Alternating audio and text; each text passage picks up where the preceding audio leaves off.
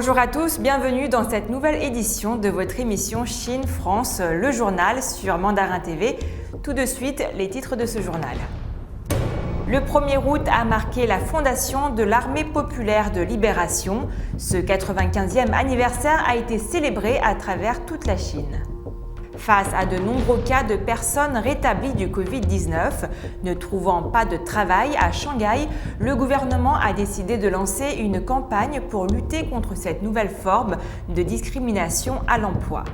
La Banque centrale chinoise promet un plus fort soutien au crédit pour les entreprises au deuxième semestre. Le 1er août a marqué la journée de l'armée chinoise et cette année marque le 95e anniversaire de la fondation de l'Armée populaire de libération. Des officiers et des soldats de toute la Chine célèbrent l'événement. Des visites de musées et des sites commémoratifs à travers la Chine sont effectués par diverses unités militaires.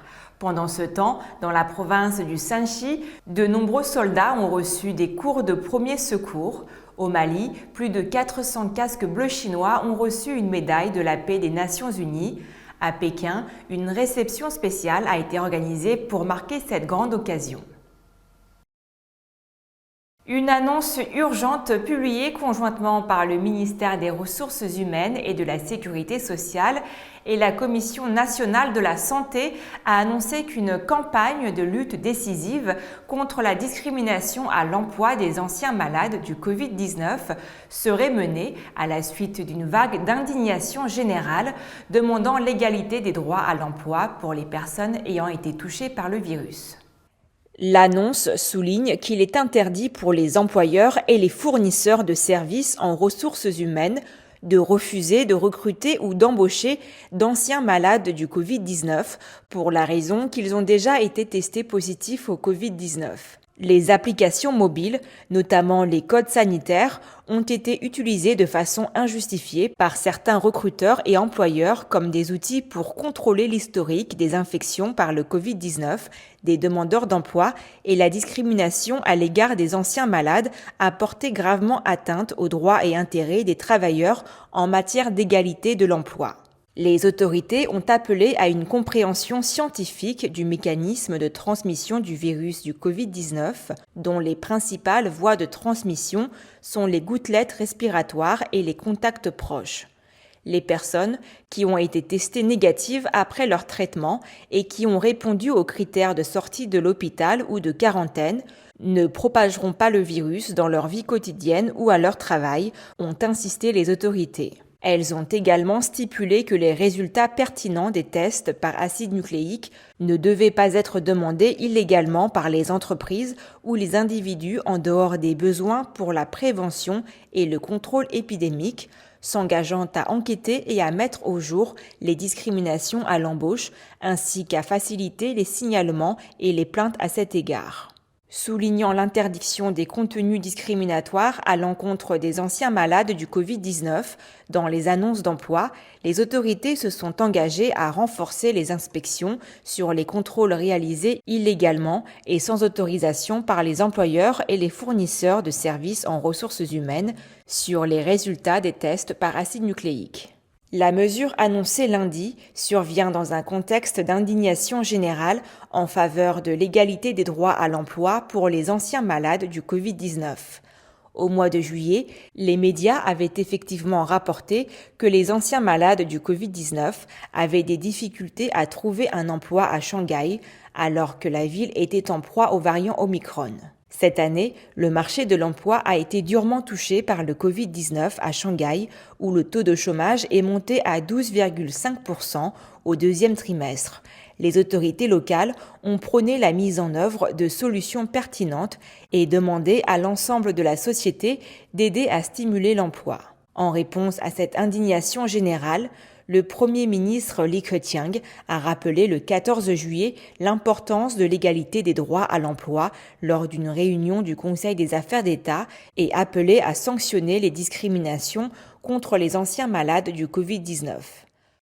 La Chine s'est engagée à maintenir des liquidités suffisantes et à renforcer le soutien au crédit pour les entreprises au deuxième semestre de l'année dans le cadre des efforts visant à consolider la dynamique de croissance de son économie, a annoncé la Banque centrale du pays. La Chine guidera les institutions financières pour accorder plus de prêts à l'économie réelle, abaisser progressivement les taux d'intérêt réels et utiliser les outils financiers pour soutenir la construction d'infrastructures, a déclaré la Banque populaire de Chine dans un communiqué publié lundi à l'issue d'une réunion de travail pour le deuxième semestre de l'année.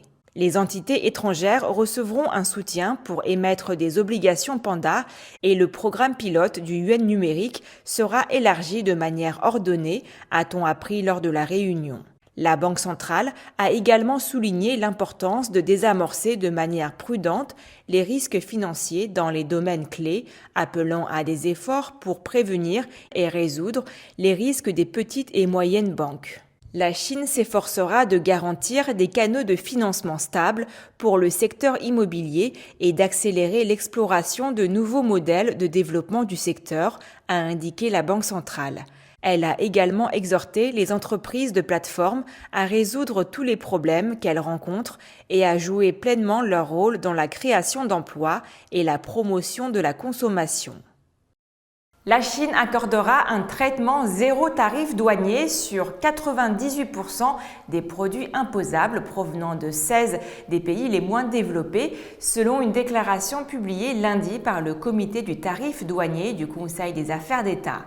Entrée en vigueur le 1er septembre, cette politique permettra de partager les opportunités de marché avec ces pays, de favoriser un développement commun et de promouvoir la construction d'une communauté avec un avenir commun pour l'humanité, a précisé la déclaration.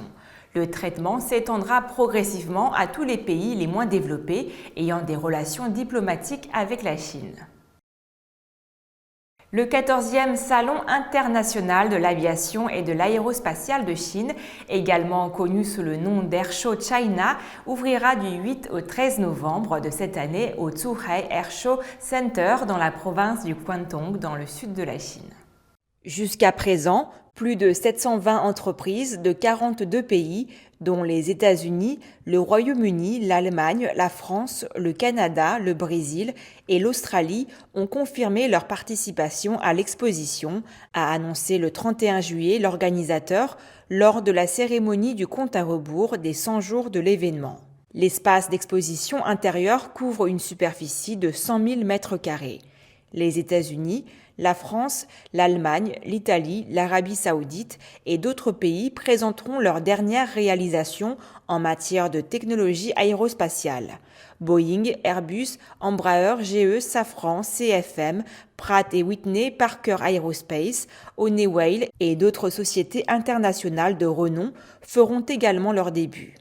L'équipe de voltige du 1er août de l'armée de l'air chinoise et l'équipe de voltige Red Eagle de l'Université de l'aviation de Chine de l'armée de l'air devraient éblouir les spectateurs avec de splendides spectacles aériens, tandis que le gros porteur de fabrication locale C919, l'avion de ligne régionale ARJ-21 et le gros avion amphibie AG600 effectueront de magnifiques démonstrations en vol. L'armée de l'air chinoise présentera quant à elle des équipements de service actifs, tandis que l'armée populaire de libération chinoise enverra pour la première fois des hélicoptères en service actif pour effectuer des démonstrations en vol lors de l'exposition. En termes de démonstrations dynamiques au sol, China Ordnance Industry et les forces armées chinoises enverront une variété de nouveaux équipements terrestres qui participeront à des performances dynamiques. Enfin, des systèmes terrestres autonomes coopéreront également avec des drones pour effectuer des démonstrations systématiques et intelligentes sur le champ de bataille. L'exposition invitera en outre d'autres sociétés de véhicules spéciaux à participer aux événements dynamiques au sol. C'est la fin de votre journal. Merci à tous de l'avoir suivi. N'oubliez pas de vous abonner à notre chaîne YouTube et d'activer la petite clochette de notification pour ne rien rater de nos émissions où que vous soyez en vacances.